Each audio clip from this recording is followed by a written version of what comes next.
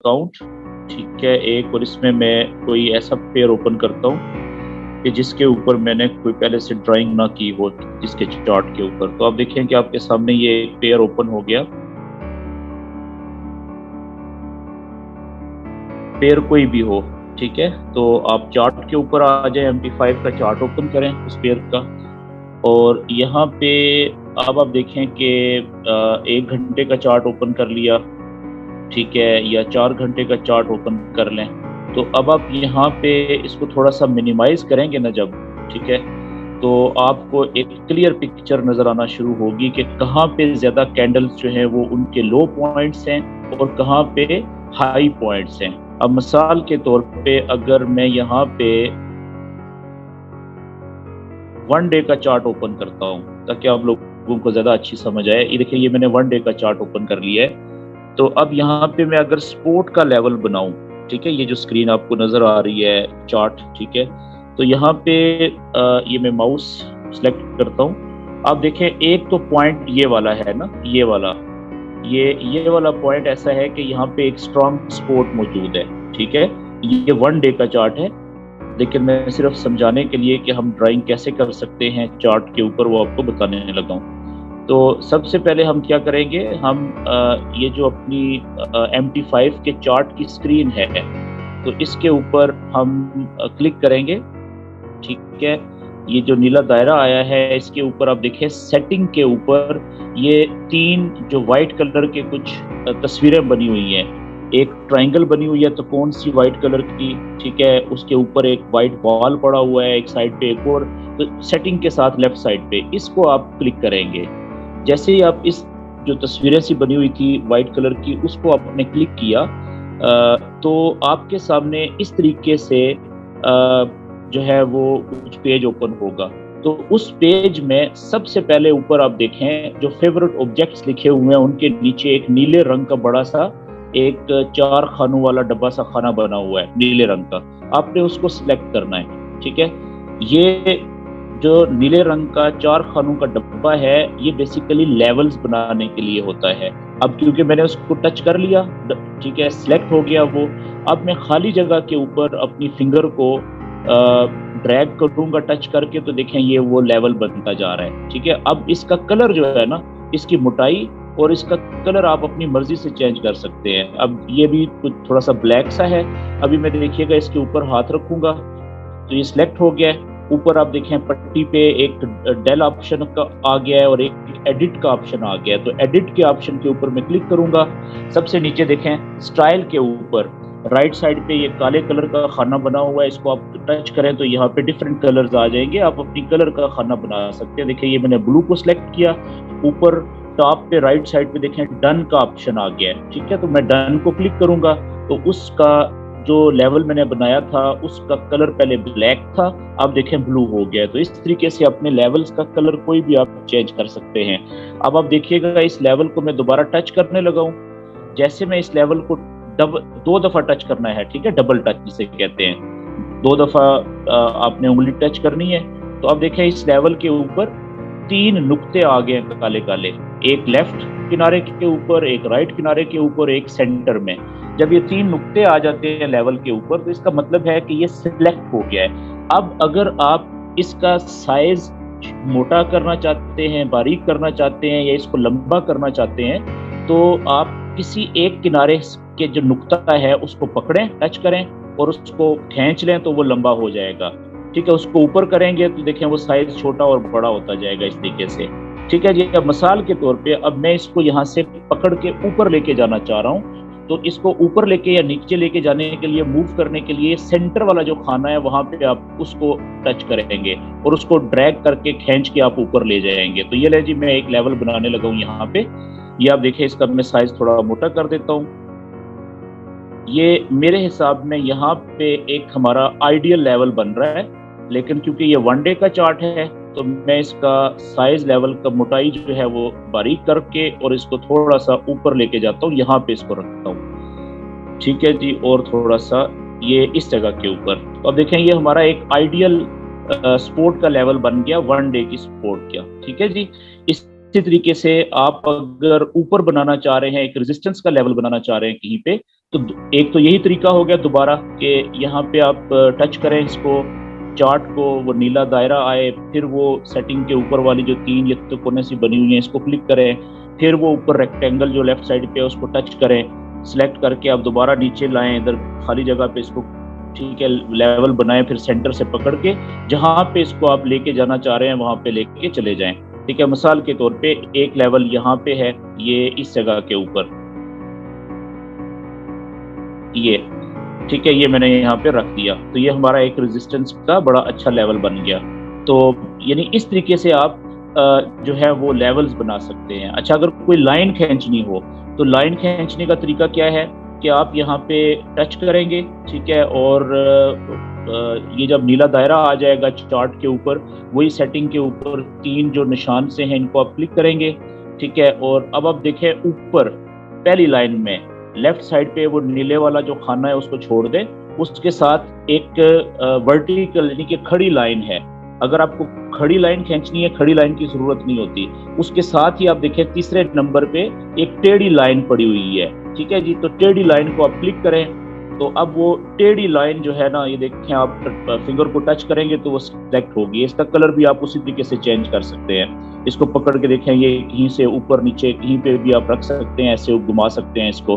तो कहने का मतलब है कि वही काम जो आप लैपटॉप के ऊपर या कंप्यूटर के ऊपर करते हैं, जिन दोस्तों के ऊपर लैपटॉप या डेस्कटॉप कंप्यूटर नहीं है, तो वो वही काम जो है वो अपने मोबाइल की स्क्रीन के ऊपर भी कर सकते हैं। लेकिन सिर्फ एक इश्यू आएगा आपको कि मोबाइल के ऊपर जो है वो, क्योंकि मोबाइल की स्क्रीन छोटी होती है, अच्छा भी, तो वहां पे कैंडल्स की तादाद कम आएंगी स्क्रीन के ऊपर। उसका भी एक हल है। वो हल क्या है कि आप अपनी जो मोबाइल की स्क्रीन है उसको रोटेट कर लें, ठीक है, तो जब स्क्रीन ये जो फुल हो जाएगी इस तरीके से, तो फिर थोड़ा सा आपको स्क्रीन ज्यादा कैंडल्स आपके सामने आ जाएंगी चार्ट के ऊपर, और उसमें आप बेहतर अंदाज से आप अपनी ड्राइंग या वर्किंग कर सकेंगे। ये बात क्लियर होगी जी। लेकिन एक प्रॉब्लम ये रहेगा कि देखें, जो लैपटॉप होता है या कंप्यूटर होता है, उस पर आप बड़ी आसानी के साथ जो है वो काफ़ी कुछ ड्राइंग कर सकते हैं अपने हिसाब से, ठीक है, और बड़ी पिक्चर आप देख सकते हैं, बहुत ज़्यादा कैंडल्स को दूर तक क्लियर देख सकते हैं। लेकिन स्क्रीन छोटी होने की वजह से मोबाइल के अंदर उतनी आसानी तो नहीं होती, लेकिन जिसके पास नहीं है वो जाहिर सी बात है उसके लिए मोबाइल की स्क्रीन भी काफ़ी होती है। ओके जी, एक तो ये आपको जी बताना था। अब वापस मैं आने लगा हूँ अपनी लैपटॉप की स्क्रीन के ऊपर, लेकिन उससे पहले मुझे इसको करना है लेफ्ट। ओके,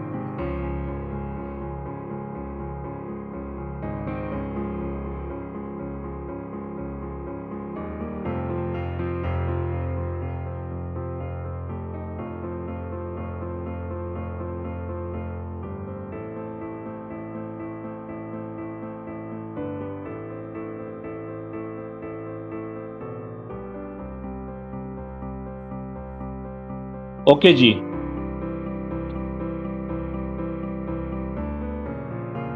हम वापस आ चुके हैं जी। लैपटॉप की स्क्रीन आपके साथ शेयर हो रही है इस वक्त, और हम क्या करते हैं कि जहाँ पे हमने कल का सेशन ख़त्म किया था वहाँ से ही आगे उसी को ओपन करते हैं। तो यहाँ पे मैंने जो चार्ट सेव किए हुए हैं यहाँ से मैं ओपन कर लेता हूँ।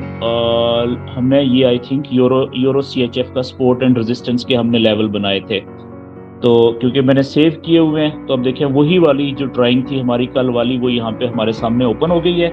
हम यहाँ पे क्या करेंगे कि जल्दी से हम 4 घंटे का चार्ट ओपन कर लेते हैं। ये 1 डे का चार्ट ओपन हुआ है, ठीक है। अब आप देखें कि कल जिस वक्त हम ये बात कर रहे थे, उस वक्त अगर मैं 1 घंटे का चार्ट ओपन करूं तो हम कहाँ पे थे? जो मार्केट थी, कैंडल्स जो मूव कर रही थी, वो आई थिंक उस वक्त यहाँ पे कहीं पे थी, इस जगह पे, ठीक है, यहाँ पे। तो हमने ये 1 घंटे का लेवल बनाया था रेजिस्टेंस का, ये वाला जो फिरोजी कलर का है। अब आप देखें कि मार्केट ने क्या किया।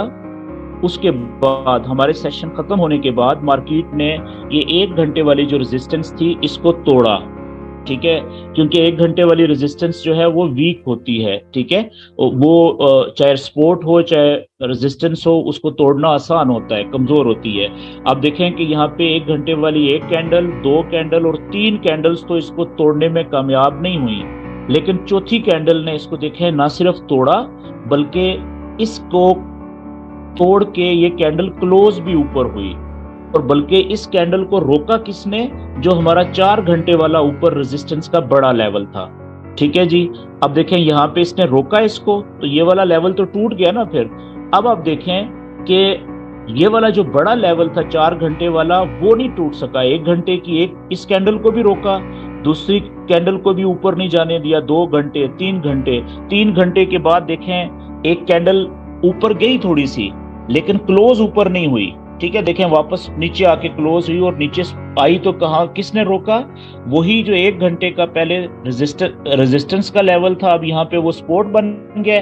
अब देखें उसने इसको नीचे जाने से रोक दिया। फिर अगली कैंडल देखें, इस सपोर्ट के वीक लेवल को, 1 घंटे के लेवल को भी तोड़ के नीचे नहीं गई, यहाँ से वापस ऊपर गई, तो ऊपर रेजिस्टेंस के बड़े लेवल ने उसको ऊपर जाने से रोका। अब देखें 1 2 3 4 5 6 7 8 9, ठीक है, और 10 11 12 घंटे तक ये वाला जो रेजिस्टेंस का लेवल था नीले वाला 4 घंटे के चार्ट के मुताबिक वाला, इसने 12 घंटे तक कैंडल्स को ऊपर नहीं जाने दिया। ये देखें 4 घंटे की पहली कैंडल को रोका, ये मैंने 4 घंटे का चार्ट ओपन कर लिया है। फिर 4 घंटे की दूसरी कैंडल, 4 घंटे की तीसरी कैंडल, ये 12 हो गए।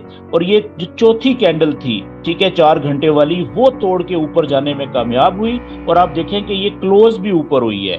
ना सिर्फ इसने इस चैन को तोड़ा रेजिस्टेंस को, बल्कि ये कैंडल क्लोज भी ऊपर हुई। अगर आप 1 घंटे का चार्ट ओपन करें तो आप देखें कि 1 घंटे में ये वाली वो कैंडल है, ठीक है, जिसने इसको ऊपर की तरफ ना सिर्फ तोड़ा, बल्कि यह देखें कि ये काफी ऊपर जाके कैंडल क्लोज भी ऊपर हुई है। तो हम क्या कहेंगे कि ये चैनल टूट गया, रेजिस्टेंस का जो लेवल था ये टूट गया, ठीक है। और इसके बाद अब आप देखें जो असल बात है कि इस जगह के ऊपर यहां पे आप चेक करें कि ये कैंडल यहां पे क्लोज हुई। अब मैं जब भी आपने कैंडल्स की मूवमेंट को स्टडी करना हो, तो अगर आप अभी जैसे मैंने 4 घंटे की जो है वो चार्ट ओपन किया, ठीक है, हम इस जगह पे देखना चाह रहे हैं, यहाँ पे इस जगह के ऊपर, कि कैंडल किस तरीके से मूव हुई, ठीक है। तो अब 4 घंटे की कैंडल तो सीधी सीधी बता रही है कि ये 4 घंटे वाली कैंडल इसने तोड़ा, यहाँ तक ऊपर गई थी, ऊपर 1 घंटे की रेजिस्टेंस का लेवल था, उसने इसको वापस नीचे की तरफ धकेला, लेकिन नीचे वाले रेजिस्टेंस के लेवल से ऊपर ही ये कैंडल क्लोज हो गई, ठीक है। लेकिन इसको मजीद अगर बारीकी में जाके आप स्टडी करना चाहें तो 4 घंटे से छोटा चार्ट ओपन कर लें। 4 घंटे से छोटा चार्ट कौन सा होता है जी? 1 घंटे का। 4 घंटे से छोटा 1 घंटे का चार्ट होता है। क्यों 2 घंटे का हम यूज नहीं करते? तो जब 1 घंटे का चार्ट ओपन किया तो ये देखें क्लियर 1 घंटे की कैंडल, ये पता लगी कि ये वाली 1 घंटे की कैंडल थी जिसने इसको तोड़ा था और ऊपर क्लोज हुई थी। अब आप देखें अगली जो कैंडल थी वो यहां से शुरू हुई 1 घंटे वाली, अब पहले वो नीचे आई देखें, लेकिन ये वाला जो रेजिस्टेंस का लेवल था पहले, अब ये क्या बन गया है जी? ये सपोर्ट का लेवल बन गया है। इसने कैंडल को नीचे जाने से रोका और नीचे की तरफ देखें ये विक यानी कि रिजेक्शन मिली। यहाँ पे क्या हुआ? रिजेक्शन का मतलब क्या कि पहले ये कैंडल नीचे आई थी, ये कलर रेड था यहां तक, फिर यहां से बायर्स जो थे, ठीक है, उन्होंने बाय की ट्रेडें लगाई, तो यानी कि सेलर्स कम हो गए और बायर ज्यादा हो गए, तो ये उल्टे पांव वापस यहां से भागी ऊपर, ठीक है। तो रेड कलर खत्म हुआ जहां पे कैंडल ओपन हुई थी, यहां से जैसे ही ऊपर गई तो कलर ग्रीन होना शुरू हुआ। ये 1 घंटे वाली कैंडल यहां तक गई थी पीक पे, इसका ग्रीन कलर यहां तक गया था, लेकिन ऊपर से रिजेक्शन मिली। लेकिन जब इस कैंडल का 1 घंटा पूरा हुआ, टाइम पूरा हुआ, तो इस जगह पे ये क्लोज हो गई। ऐसा ही है ना, ये हम पहले पढ़ चुके हैं आई थिंक दूसरे चैप्टर में, दूसरे सेशन में। तो अब आप देखें कि इस कैंडल के लिए ये वाला जो लेवल जो पहले रेजिस्टेंस का किरदार अदा कर रहा था, अब ये सपोर्ट का लेवल बन गया है, इसने इसको नीचे जाने से रोका है। तो याद रखने वाली बात यह है कि हम बाय की ट्रेड कहां से लेंगे? 2 ट्रेडें होती है ना बाय की, तो याद रखें कि सपोर्ट एंड रेजिस्टेंस के जो लेवल्स होते हैं ये बनाने के बाद, ठीक है, हम बाय की ट्रेड उस वक्त लेते हैं जब स्ट्रॉन्ग सपोर्ट के लेवल के ऊपर कैंडल जाके रुके। जैसे ये कैंडल थी, देखें ये वापस नीचे गई तो ये स्ट्रॉन्ग सपोर्ट था ना, यहाँ पे ये रुकी और सपोर्ट के लेवल के ऊपर से देखें इसको रिजेक्शन मिली, ये विक नीचे की तरफ है। इसका मतलब क्या है कि यहाँ से ये वापस उल्टे पांव ऊपर भागी है। ठीक है, तो ये विक बनने का इंतजार करना जरूरी होता है, ठीक है, सपोर्ट के लेवल के ऊपर। ये देखें बड़ा सपोर्ट के लेवल में कह रहा हूँ, 1 घंटे का नहीं कह रहा, कम से कम 4 घंटे का कह रहा हूँ। यहाँ पे ये 4 घंटे का है।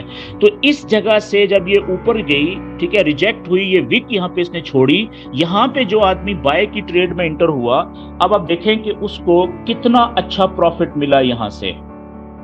ये आप देखें कि ये इस जगह से मैं बात कर रहा हूं, यहां से आप बाय की ट्रेड में इंटर हुए, ये नीचे से रिजेक्शन विक का इंतजार करके, ठीक है, जब ये बन गई तो आप यहां से बाय की ट्रेड में इंटर हुए इस जगह से, ठीक है, बाय।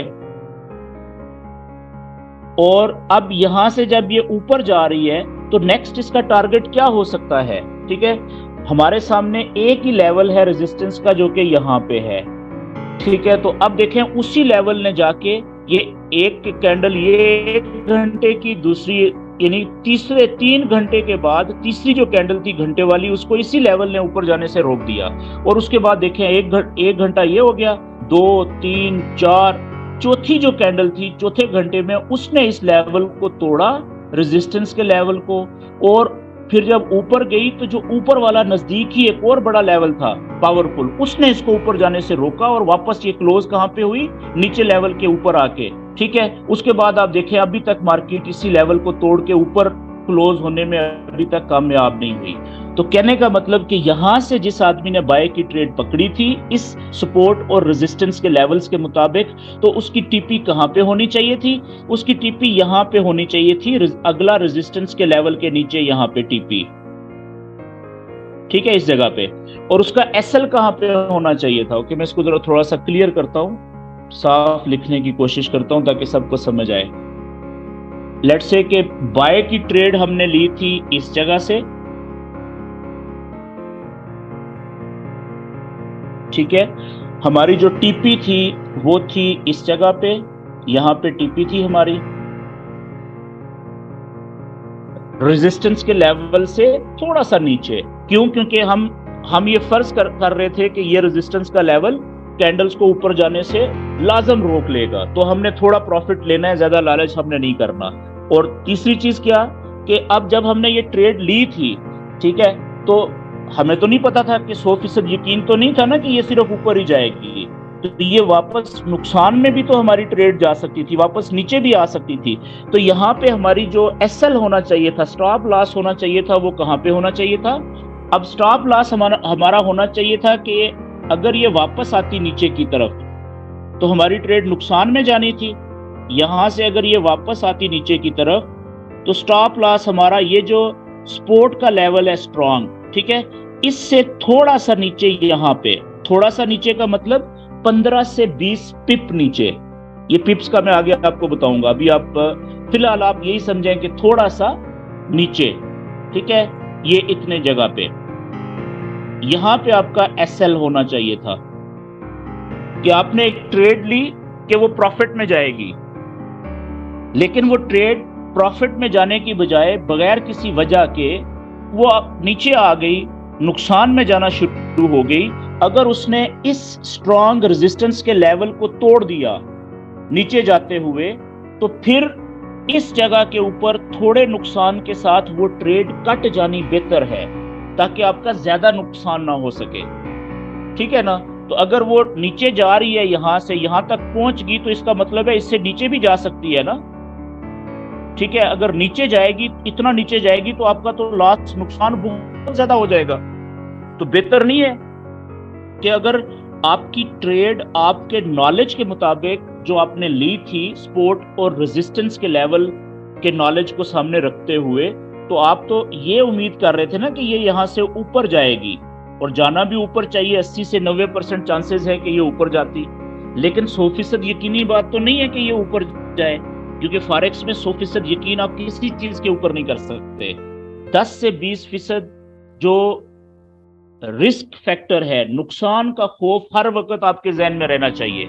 लेकिन ये जो नॉलेज है ये आपके नुकसान को थोड़ा कर देता है। आप चाहें तो थोड़े नुकसान के ऊपर भी ट्रेड से निकल सकते हैं, क्योंकि थोड़ा नुकसान फिर अगली ट्रेड, अच्छी ट्रेड जो मिलेगी वहां पे कवर हो जाएगा। जब आप एक ही ट्रेड प्रॉफिट में जाएगी तो ये नुकसान आराम से कवर हो जाएगा, प्रॉफिट भी मिल जाएगा आपको। लेकिन अगर एक ही ट्रेड में जो आप तुक्के पे लेंगे, नॉलेज को सामने रख के नहीं लेंगे, ठीक है, तो वो ट्रेड में जो नुकसान आपका होगा ज्यादा, तो उस ज्यादा नुकसान को कवर करने के चक्कर में आप मजीद तुक्के मारेंगे, मजीद तुक्के पे ट्रेडें लेंगे, तो हो सकता है वो और ज्यादा आपका नुकसान कर दे। तो फॉरेक्स के अंदर एक चीज आपने ध्यान में रखनी होती है कि ये जो नॉलेज आप सीख रहे हैं, ठीक है, ये हमारा पहला नॉलेज है सपोर्ट और रेजिस्टेंस का। इसके अलावा भी काफी सारी चीजें हैं जो आगे हम सीखेंगे अगले सेशंस में।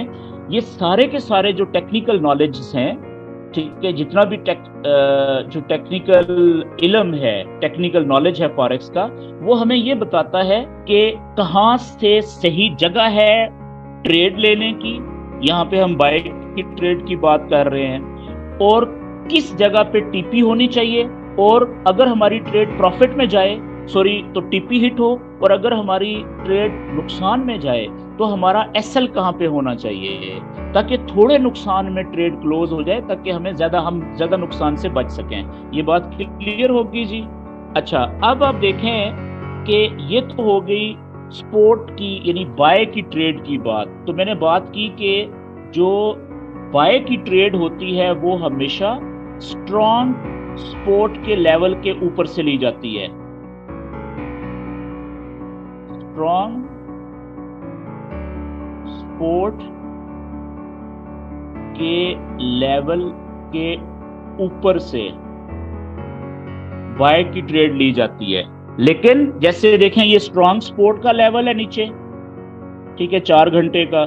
यहां से आप देखें कि कैंडल ने नीचे से इसको तोड़ा है, ऊपर गई, क्लोज ऊपर हुई, अगली कैंडल नीचे की तरफ गई, लेकिन इस सपोर्ट के लेवल ने इस कैंडल को मजीद नीचे जाने से रोक दिया इस जगह पे। और नीचे ये देखें, ये इशारा भी हमें मिल रहा है, गवाही भी मिल रही है कि ये नीचे रिजेक्शन भी है, विक है नीचे की तरफ सपोर्ट के ऊपर। ये विक हमें बता रही है कि यहाँ से नीचे जा रही थी, लेकिन नीचे से रिजेक्ट हुई है, उल्टे पांव वापस ऊपर भाग रही है प्राइस, यानी बायर्स यहाँ से बाय की ट्रेड में इंटर हो रहे हैं। ये बात क्लियर होगी जी? ओके, तो अब अगली हम बात करेंगे कि सेल की ट्रेड हमें कहां से लेनी चाहिए। अब देखें आपके सामने, यही जो कल वाला जो सेशन था, इसमें हमने जो सीखा था, ठीक है, यही लेवल हमने बनाए थे। तो इसमें आप एक चीज ये नोट करें कि ये स्ट्रांग ऊपर रेजिस्टेंस का लेवल है ना, स्ट्रांग रेजिस्टेंस लेवल, ये वाला भी था, ठीक है। लेकिन अब यहां से देखें, ये कैंडल इस लेवल को तो तोड़ के ऊपर चली गई सीधी, लेकिन यहां पे ये हमने चार्ट ओपन किया हुआ है 1 घंटे का। तो मैं क्या करता हूं कि 1 घंटे की कैंडल तो इतनी स्पीड से यही वाली, इसने ना सिर्फ इस लेवल को तोड़ा बल्कि स्पीड से ऊपर गई, ऊपर वाले लेवल को नहीं तोड़ सकी, वहां से रिजेक्शन मिली। अब एक तो अच्छी ट्रेड हमें मिल सकती थी यहां से, इस जगह से ऊपर से, जब ये ऊपर वाले स्ट्रॉन्ग रेजिस्टेंस के लेवल से, यानी इस जगह से जब ये वापस नीचे की तरफ आ रही थी, इतनी विक जब ऊपर बन गई थी, तो यहां से हम सेल की ट्रेड ले सकते थे, इधर से कहीं से नीचे जाते हुए। और हमारा टीपी कहां पे होना चाहिए था? यहाँ पे हमारा टीपी होना चाहिए था। और हमारा एसएल कहां पे होना चाहिए था? इस जगह पे हमारा एसएल होना चाहिए था, ठीक है। तो अब तो क्या हमने सीखा यहाँ पे कि हमारा जो सेल की ट्रेड होगी वो हम स्ट्रॉन्ग रेजिस्टेंस के लेवल के नीचे से, जब कैंडल नीचे जा रही होगी, ऊपर की तरफ विक छोड़ रही होगी, तो वहां से हम सेल की ट्रेड ले सकते हैं, ठीक है। तो सिंपल कि बाय की ट्रेड स्ट्रॉन्ग सपोर्ट के लेवल के ऊपर से ऊपर जाते हुए ली जाती है और नीचे विक होनी चाहिए। तब हम इंटर होंगे ट्रेड में, बाय की ट्रेड में। और इसी तरीके से सेल की ट्रेड हम स्ट्रॉन्ग रेजिस्टेंस के लेवल के नीचे से, जब कैंडल नीचे की तरफ जा रही है और स्ट्रॉन्ग सपोर्ट के लेवल के नीचे ऊपर की तरफ ये विक भी छोड़ रही है, ये निशानी है कि वापस नीचे की तरफ भाग रही है उल्टे पांव, ठीक है। तो वहां से हम सेल की ट्रेड में इंटर होंगे। ये बात क्लियर होगी जी। अब इसी चीज को हम थोड़ा सा मजीद समझने की कोशिश करते हैं, ये पीछे हम आके। अच्छा, एक और बात कि ये देखें, ये 1 घंटे का चार्ट है ना, नॉलेज आपने अप्लाई कर लिया 4 घंटे के चार्ट के ऊपर, सपोर्ट और रेजिस्टेंस के लेवल आपने बना लिए 4 घंटे के चार्ट के ऊपर। अब यहां पे आप देखें इस जगह के ऊपर कि आपको कितनी जबरदस्त यहां से बाय की ट्रेड भी मिली, ये इस जगह के ऊपर, ये देखें।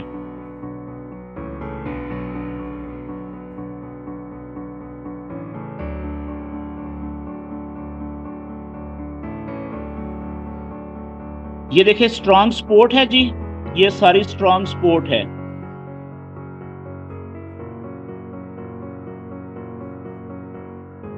ऊपर से जो कैंडल आएगी, ये आप देखें, ये कैंडल ऊपर से नीचे आई थी, ठीक है। ये सपोर्ट के लेवल ने इसको नीचे जाने से रोका। जैसे ही ये कैंडल यहां से सपोर्ट के लेवल से ऊपर निकली, ठीक है, यहां से ये ऊपर निकली तो ये नीचे देखें ना, ये विक नजर आ गई हमें ऊपर जाते हुए। तो इस जगह से हम बाय की ट्रेड में इंटर हो गए थे, ठीक है, यहां से, क्योंकि ये ऊपर जा रही है ना कैंडल, वापस पलट रही है स्ट्रॉन्ग सपोर्ट के लेवल से ऊपर से। तो अब आप देखें कि हमारी जो टीपी कहां पे होनी चाहिए थी, टेक प्रॉफिट, और एसएल कहां पे होना चाहिए था। हमने बाय की ट्रेड ली यहां से, इस जगह से हमने बाय कर लिया, ठीक है। और टीपी हमारी, अगर तो आप ले हैं तो आपकी टीपी, ये जो आगे 1 घंटे का रेजिस्टेंस का लेवल था, आपकी टीपी यहाँ पे होनी चाहिए थी, इससे थोड़ा सा नीचे, यहाँ पे इस जगह पे, क्योंकि हो सकता है कि यही जो लेवल है रेजिस्टेंस का 1 घंटे वाला, यही इसको ऊपर ना जाने देता, ठीक है ना। उस वक्त तो ये कैंडल सामने नहीं कंप्लीट नहीं हुई थी ना, उस वक्त तो यहाँ से नीचे से ऊपर जा रही थी। अभी तो हमें पता है कि ये तो इसने तो ये तो सारे रेजिस्टेंस के लेवल फाड़ के ऊपर गई है, आखिरी जो लेवल था उसने इसको रोका है। लेकिन जब ये कैंडल मूव हो रही थी यहाँ से ऊपर जा रही थी, उस वक्त तो हमें नहीं पता था ना कि ये इतना ऊपर चली जाएगी। तो पहला लेवल, पहली जो टीपी थी आपकी यहाँ पे थी। लेकिन अगर आप थोड़े से आप पुराने हो गए थे, आपका तजर्बा या ग्रिप बन गई थी प्रैक्टिस कर करके, तो ज्यादा से ज्यादा आप अपनी टीपी यहाँ पे जो पहला बड़ा लेवल था मजबूत रेजिस्टेंस का, उसके नीचे आप यहाँ पे रख सकते थे। ठीक हो गया जी। आगे हम आते हैं एसएल के ऊपर, स्टॉप लॉस के ऊपर। सिंपल।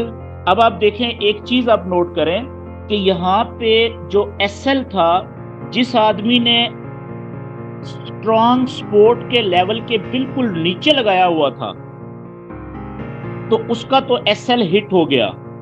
उसका जो एसएल है वो अगर यहां पे था तो वो तो हिट हो गया, उसकी ट्रेड नुकसान में कट गई, उसको नुकसान हो गया। यहां पे भी आप देखें कि स्ट्रॉन्ग सपोर्ट के लेवल के बिल्कुल नीचे साथ अगर किसी ने एसएल लगाया हुआ था तो उसकी भी ट्रेड कट गई। तो याद रखने वाली बात है, जो एसएल होगा स्टॉप लॉस, वो स्ट्रॉन्ग सपोर्ट के बाय की ट्रेड की बात कर रहे हैं ना अभी हम। तो जो स्ट्रॉन्ग सपोर्ट का लेवल है ना, जिसके ऊपर से ऊपर जाते हुए आप बाय की ट्रेड ले रहे हैं, तो स्ट्रॉन्ग सपोर्ट के लेवल के बिल्कुल साथ नीचे नहीं लगाना, बल्कि लेवल जहां पे खत्म हो रहा है नीचे की तरफ, वहां से कम 15 से 20 पिप नीचे लगाना है। पिप कहते हैं छोटे पॉइंट को, मैं आगे समझाऊंगा आपको, ठीक है। अच्छा, अब अगर आपका एसएल थोड़ा सा नीचे होता है इस जगह पे, तो आप देखें कि आपकी ट्रेड नुकसान में नहीं कटनी थी, बल्कि वो वापस चली गई है ऊपर, प्रॉफिट में कटनी थी, टीपी हिट होनी थी। इस केस में भी अगर आपने यहां से बाय की ट्रेड ली थी, और इस केस में भी, ये बात क्लियर होगी जी। इसी तरीके से अगर हम सेल की ट्रेड लेंगे, तो सेल की ट्रेड में भी हम यही असूल इस पे अमल करेंगे कि यहां से फर्ज करें हमने ली सेल की ट्रेड इस जगह से, ये इस जगह से हमने ली सेल की ट्रेड, हमारी टीपी है मिसाल के तौर पे हमने यहाँ पे लगाई या यहाँ पे लगाई, ठीक है, तो हम सेल की ट्रेड स्ट्रॉन्ग रेजिस्टेंस के लेवल्स के नीचे से कैंडल के नीचे जाते हुए लेते हैं ना, जब ऊपर की तरफ विक छोड़ दे वो, तो उसका जो एसएल होगा वो स्ट्रॉन्ग रेजिस्टेंस के लेवल के ऊपर बिल्कुल साथ नहीं लगाएंगे यहाँ पे, बल्कि 15 से 20 पिप ऊपर थोड़ा फासला रख के यहाँ पे हम एसएल लगाएंगे, ताकि थोड़ा सा स्पीड में अगर वो ऊपर चली भी जाए तो हमारा एसएल जल्दी जल्दी हिट ना हो, ठीक है, वरना हमारी ट्रेड तो नुकसान में क्लोज हो जाएगी और ज्यादातर केसेस में क्या होगा, वो वापस नीचे आ जाएगी। फिर आप कहेंगे काश मेरा स्टॉप लॉस थोड़ा सा मैंने ऊपर लगाया होता यहाँ पे,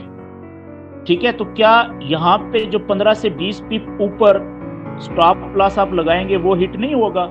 हिट होगा, लेकिन उसके हिट होने के चांसेस कम होते हैं, ठीक है। तो ज्यादातर केसेस में जिन दोस्तों ने रेजिस्टेंस के लेवल के बिल्कुल साथ ऊपर एसएल लगाया होता है, उसके ज्यादा चांस होते हैं हिट होने के।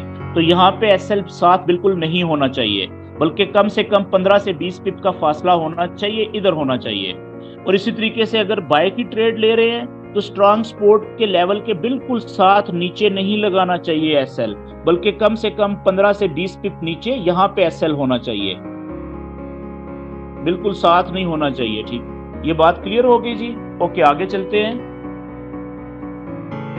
तो अब थोड़ा सा एक बात मैं आपको और कहना चाह रहा हूं, चलें कोई और चार्ट में ओपन करता हूं उस पे, ताकि आपको ये क्लियर चीज जो मैं समझाना चाह रहा हूं कि सपोर्ट और रेजिस्टेंस के जो लेवल होते हैं ना, इसमें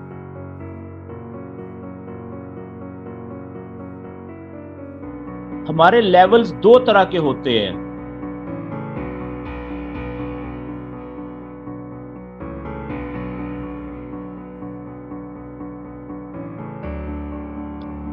सपोर्ट एंड रेजिस्टेंस के जो हमारे लेवल होते हैं, चलें कोई और चार्ट लेते हैं जिसमें मैंने ड्राइंग ना की हो।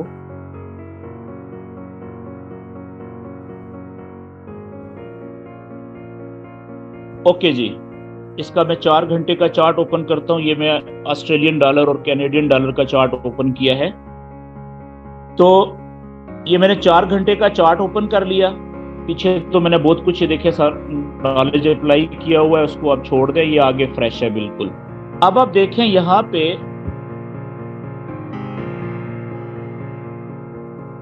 इस जगह के ऊपर ये कैंडल लाइव चल रही है ना इस वक्त, तो यहाँ पे आप एक सपोर्ट का लेवल हम बनाते हैं और एक रेजिस्टेंस का लेवल बनाते हैं। बताना आपको ये चाह रहा हूं कि सपोर्ट और रेजिस्टेंस के लेवल्स दो तरह के होते हैं। सपोर्ट और रेजिस्टेंस के जो लेवल्स होते हैं वो दो तरह के होते हैं।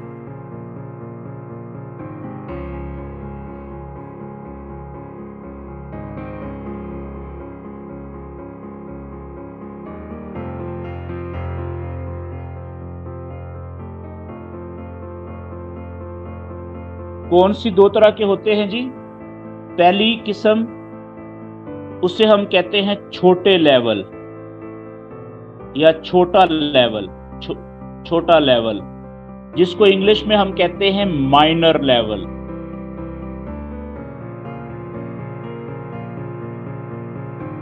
माइनर इंग्लिश में छोटे को कहते हैं, आर है ये, ठीक है। और दूसरा लेवल कौन सा होता है? बड़ा लेवल, उसको हम कहते हैं मेजर लेवल, ठीक है। ये दो लेवल होते हैं। अब मैं आपको बताने लगा हूं कि माइनर और मेजर लेवल में फर्क क्या होता है, ठीक है, ये आप समझिएगा जरा। ये 4 घंटे का चार्ट है जो मैंने ओपन किया हुआ है। इसमें हम जो लाइव कैंडल चल रही है अभी, ठीक है, ये वाली, आप देखें कि ये 4 घंटे का जो पिछली कैंडल थी वो इस पॉइंट से नीचे नहीं जा सकी। सिमिलरली ये पहले भी माजी में ये दो कैंडल्स ऐसी थी जो इस पॉइंट से नीचे नहीं जा सकी। तो इसका मतलब है कि यहाँ पे स्ट्रॉन्ग सपोर्ट का लेवल मौजूद है ना, ये इस जगह पे। ठीक है जी, ये देखिए मैंने एक स्ट्रॉन्ग सपोर्ट का लेवल बना दिया है, जिसने इन दो कैंडल्स को भी नीचे जाने से रोका और इस एक कैंडल को भी नीचे जाने से रोका, और शायद इसी लेवल ने अभी तक कैंडल को भी नीचे जाने से रोका हुआ है। ठीक है, और इसी तरीके से इसका रेजिस्टेंस का लेवल बनाऊं तो वो रेजिस्टेंस का लेवल कहां पे बनेगा? जो बड़ा एक तो देखिए लेवल ये बन रहा है ना, यहां पे पहला लेवल इसका रेजिस्टेंस का ये इस जगह पे बनेगा। ठीक है, बिल्कुल नजदीक में, क्योंकि देखें ये कैंडल और ये दो कैंडल्स यहां से ही ऊपर नहीं जा सकी और ऊपर से ये कैंडल नीचे नहीं जा सकी थी। ये सपोर्ट भी है और रेजिस्टेंस का लेवल भी है। और अगर मैं एक और ऊपर रेजिस्टेंस का लेवल बनाऊं तो वो कहां पे बनेगा? लाइव कैंडल ये है हमारी इसके लिए, तो वो शायद बनेगा ये इस जगह के ऊपर। ठीक है जी, और एक और अगर मैं लेवल बनाऊं तो वो बनेगा यहां पे। ठीक है जी, अच्छा अब इसमें ये 4 घंटे का चार्ट है, मैं इसको 1 घंटे के चार्ट के ऊपर लेके आता हूं। अब आप देखें कि ये सारे लेवल्स हैं ना, लेकिन इसमें जो समझने वाली बात है वो ये है कि ये ऊपर वाला जो लेवल है वो है रेजिस्टेंस का लेवल। ठीक है जी, ये रेजिस्टेंस का लेवल है। क्यों? क्योंकि कैंडल तो अभी यहां पे है ना नीचे, अगर ऊपर जाएगी तो पहली रेजिस्टेंस ये आएगी, रेजिस्टेंस 1, दूसरी रेजिस्टेंस ये आएगी और तीसरी रेजिस्टेंस ये आएगी। रेजिस्टेंस का तीसरा और शायद ये बड़ा लेवल है। ठीक है, क्योंकि काफी सारी कैंडल्स को देखें इसने ऊपर जाने से रोका हुआ है। ठीक है, तो ये मजबूत लेवल है, अभी तक ये साबित कर रहा है। लेकिन मैं फर्ज करें कि, बल्कि फर्ज नहीं करें कि यहां से आप देखें इस जगह से अगर ये कैंडल यहां से ऊपर जाती है इस जगह से, तो इसको रेजिस्टेंस का लेवल यहां पे मिलेगा पहला। ठीक है जी, यानी ये सपोर्ट का लेवल था नीचे और ये ऊपर रेजिस्टेंस का लेवल आ गया। तो सपोर्ट और रेजिस्टेंस के लेवल के बीच में जो फासला है वो कम है। किसकी निस्बत? इस लेवल की निस्बत। यहां पे आप अगर फर्ज करो ये कैंडल यहां पे होती इस जगह पे, तो इसके लिए, इस कैंडल के लिए ये सपोर्ट का लेवल होना था ना नीचे, और ऊपर लेवल था रेजिस्टेंस का। तो सपोर्ट और इस कैंडल के लिए सपोर्ट और रेजिस्टेंस के लेवल का जो फासला था वो काफी बड़ा था। इसकी निस्बत ये देखें फासला छोटा है, इससे कम से कम ये डबल फासला ऊपर है सपोर्ट और रेजिस्टेंस के लेवल में। ये बात समझ आई आपको? तो याद रखें कि ऐसा दो लेवल्स सपोर्ट और रेजिस्टेंस के जिनके बीच में जो फासला है वो काफी ज्यादा होता है, लंबा होता है, कैंडल को मूव करने के लिए काफी लंबा फासला होता है, उसको हम मेजर लेवल कहते हैं। मेजर लेवल्स क्या? कि जिसमें एक सपोर्ट का लेवल और एक रेजिस्टेंस के लेवल के बीच में काफी फासला हो।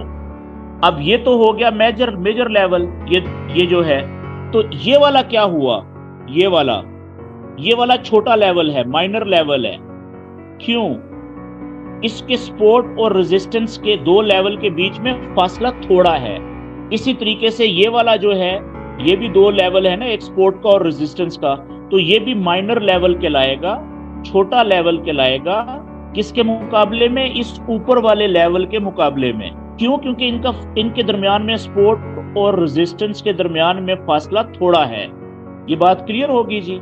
अच्छा, याद रखें कि अगर तो मेजर लेवल है, मिसाल के तौर पे इस जगह से आपने ट्रेड पकड़ी थी, ये इस जगह से, ये देखें, ये कैंडल तोड़ के लेवल नीचे से ये ऊपर गई, ऊपर क्लोज हुई ये वाली।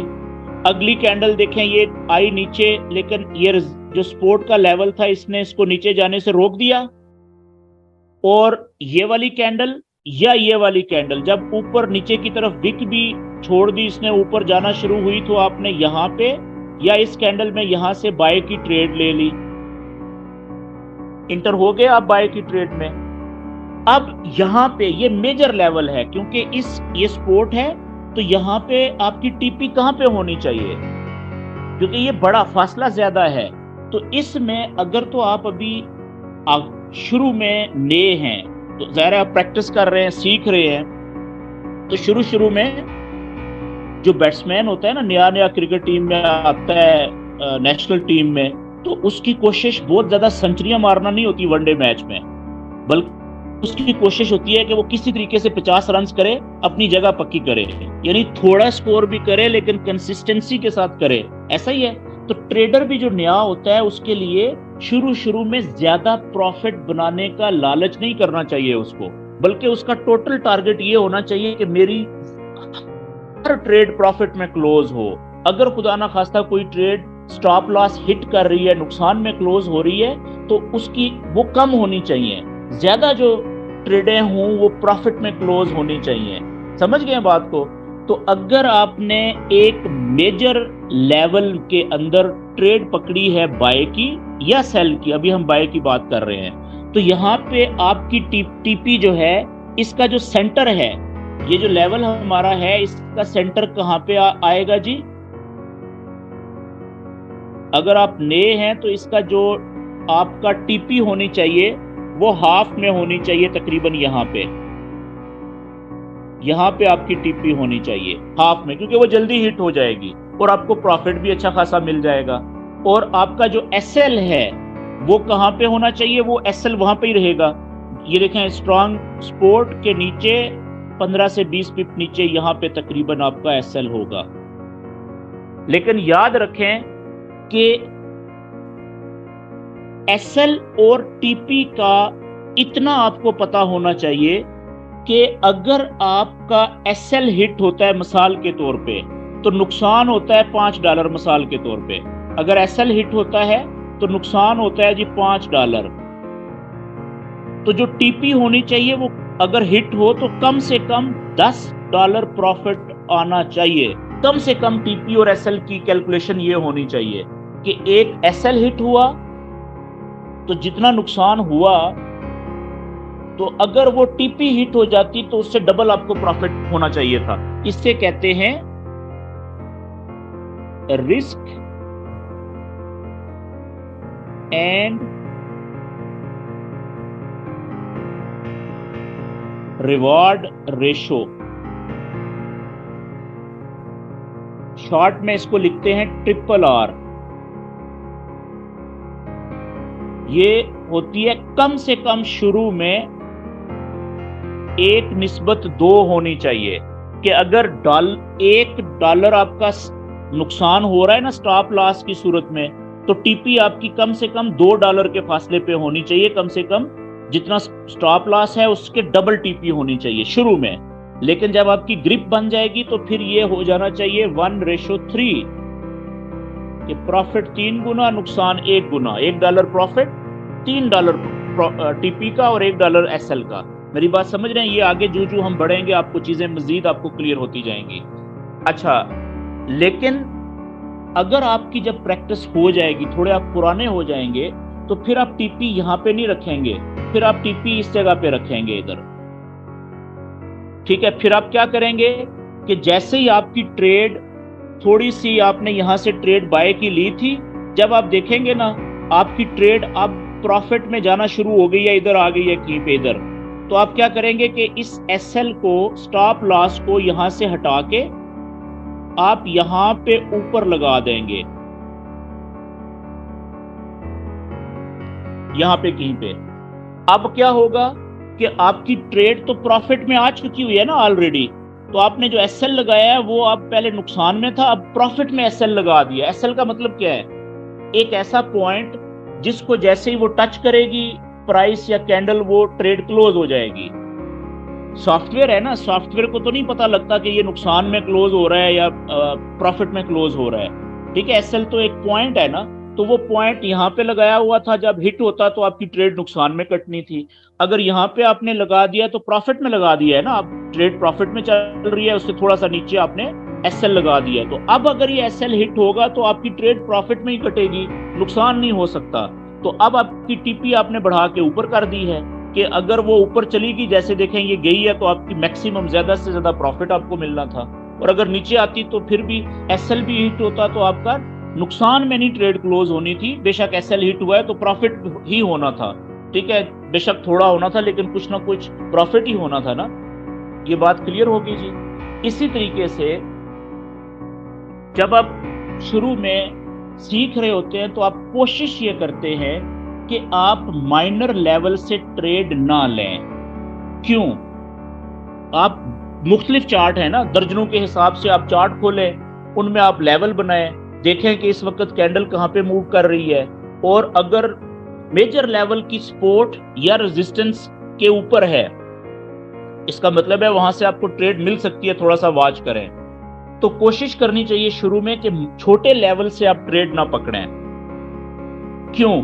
अगर आप यहां से ट्रेड पकड़ेंगे बाय की, अभी जैसे ये है अभी यहां पे, तो वो इसका लेवल नजदीक है ना यहां पे, तो लेकिन ज्यादा चांसेस ये भी हो सकते हैं कि ये थोड़ा सा ऊपर जाए फिर वापस नीचे चली जाए।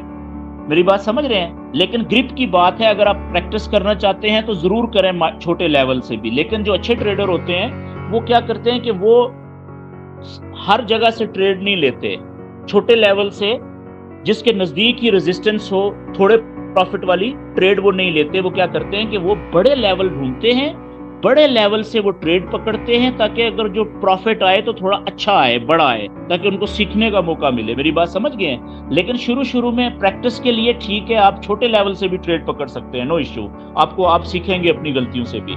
ये बात क्लियर हो गई जी यहाँ पे? अच्छा जी, अब एक चीज और रह गई है आज के टॉपिक में, उसे हम कहते हैं multi time framing. Multi time framing क्या होती है? इसके लिए मैं जल्दी से कोई और फ्रेश चार्ट ओपन करता हूं। जैसे मिसाल के तौर पे एक ये चार्ट है न्यूजीलैंड डॉलर और कैनेडियन डॉलर।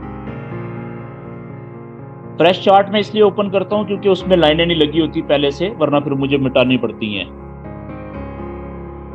ओके, टाइम बचाने के लिए। अब आप देखें कि यहां पे मैंने चार्ट ओपन कर लिया 1 डे का। ओ, इसमें भी मैंने देखें ये कुछ नॉलेज अप्लाई किया हुआ है ऑलरेडी। ओके जी, हम कोई फ्रेश चार्ट और देखते हैं, क्योंकि 1 डे का चार्ट भी हमने ओपन करना है। ये एक चार्ट है जी, पेयर है न्यूजीलैंड डॉलर और CHF।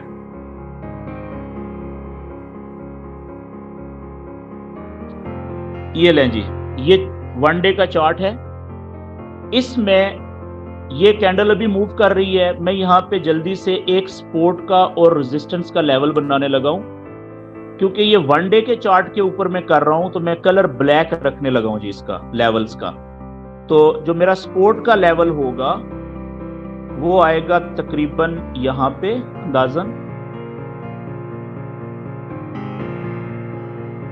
और जो मेरा रेजिस्टेंस का लेवल होगा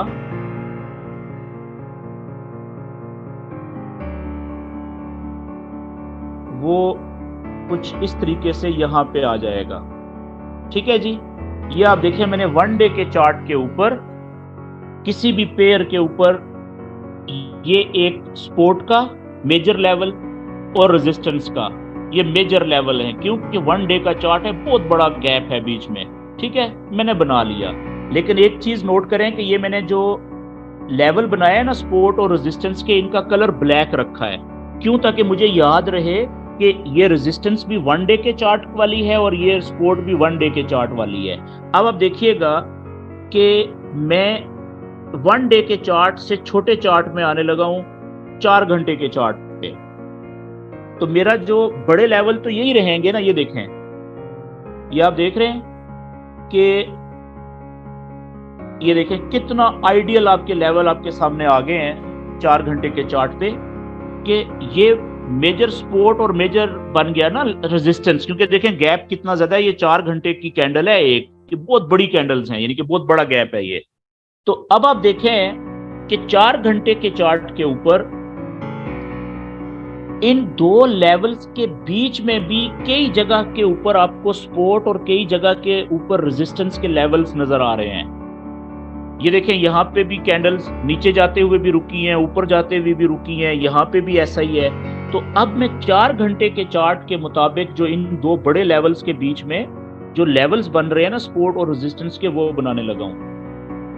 लेकिन उनका जो 4 घंटे के लेवल्स का जो मैं कलर है, वो मिसाल के तौर पे मैं ये रख देता हूं, ब्लू रख देता हूं, ठीक है, ये वाला लाइट ब्लू। तो अब मैं 4 घंटे के इन दो लेवल्स के बीच में जो बड़े लेवल्स बन रहे हैं सपोर्ट और रेजिस्टेंस के, वो मैं बनाने की कोशिश करता हूं जी।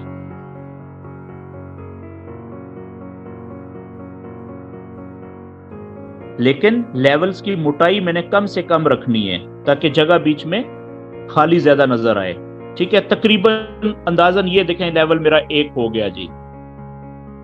ये चेक करें, यहां पे भी सपोर्ट, यहाँ पे रेजिस्टेंस, यहाँ पे सपोर्ट, ये देखें रेजिस्टेंस, फिर रेजिस्टेंस और सपोर्ट, यहाँ पे भी रेजिस्टेंस, ठीक है, यहाँ पे सपोर्ट और यहाँ पे सपोर्ट और अभी शायद रेजिस्टेंस, ठीक है। तो ये कितना जबरदस्त लेवल बन गया। एक लेवल ये बन गया 4 घंटे का, और इसी तरीके से ये 4 घंटे का लेवल मैंने लाइट ब्लू कलर रखा है अपनी याद रखने के लिए। तो क्या कोई और भी लेवल बन रहा है 4 घंटे का बीच में? ये मैंने क्लोन कर लिया इसको। एक देखें यहां पे शायद बन रहा है इधर नीचे,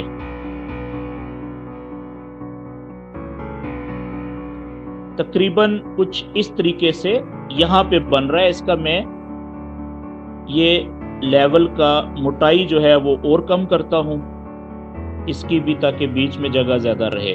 बस 2 मिनट पे मैं अपना टॉपिक खत्म कर लूंगा ये। तो अब देखें कि हमारे ये लें जी, ये 2 लेवल बन गए 4 घंटे के। अब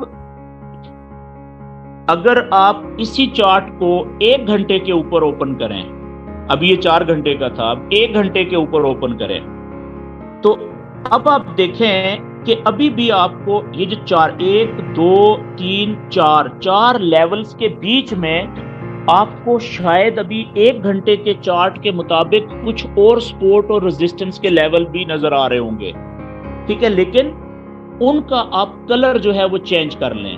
मिसाल के तौर पे उसका मैं कलर कर देता हूं, अब ये पिंक कलर कर देते हैं जी, अपनी पहचान के लिए कि ये 1 घंटे का है।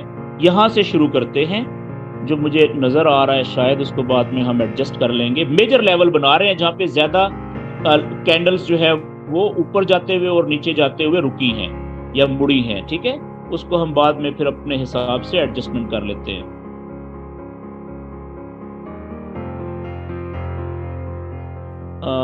नहीं, थोड़ा सा ऊपर आएगा मेरे ख्याल में। ये भी है लेवल, वैसे ये भी ठीक है, इधर भी।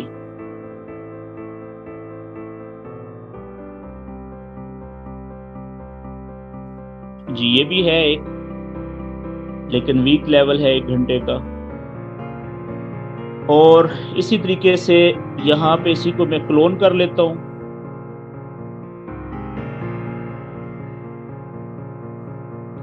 एक ये लेवल भी है तकरीबन, और इसी तरीके से एक और लेवल भी इसका बन जाएगा हमारे पास यहां पे नीचे, ये वाला।